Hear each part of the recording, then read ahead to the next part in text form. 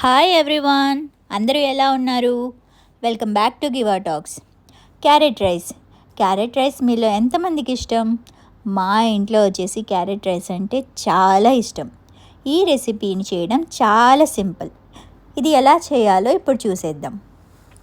ముందుగా ప్యాన్లో ఆయిల్ వేసి వేడైన తర్వాత చెక్క, యాలకులు, మిరియాలు, లవంగాలు వేసి బాగా కుక్ చేయండి. తర్వాత దీంట్లో గ్రీన్ చిల్లీస్ ఇంకా చాప్డ్ ఆనియన్స్ కూడా వేసి మంచిగా కుక్ చేయండి. ఇప్పుడు సాల్ట్ కూడా వేయండి. దీన్ని గోల్డెన్ బ్రౌన్ కలర్లోకి వచ్చేంత వరకు కుక్ చేసిన తర్వాత జింజర్ గార్లిక్ పేస్ట్ వేసి పచ్చివాసన పోయేంత వరకు మంచిగా ఫ్రై చేయండి. ఇందులో 3 లేదా 4 పుదీనా ఆకులు ఆప్షనల్, మీ దగ్గర ఉంటేనే వేయండి, లేదంటే అవసరం లేదు. ఇప్పుడు తురిమి పెట్టుకున్న క్యారెట్ని కూడా వేసి మంచిగా మిక్స్ చేయండి.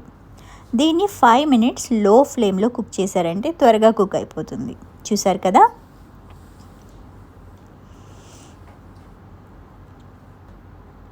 ఇప్పుడు దీంట్లో కొద్దిగా పసుపు, కొద్దిగా గరం మసాలా వేసి మళ్ళీ ఇంకొకసారి చక్కగా మసాలా అంతా క్యారెట్కి పట్టే విధంగా మంచిగా కలపట్టండి.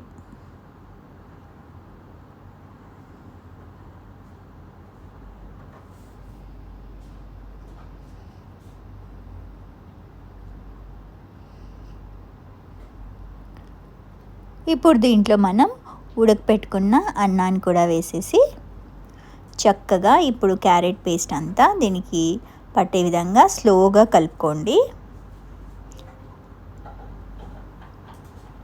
చూసారా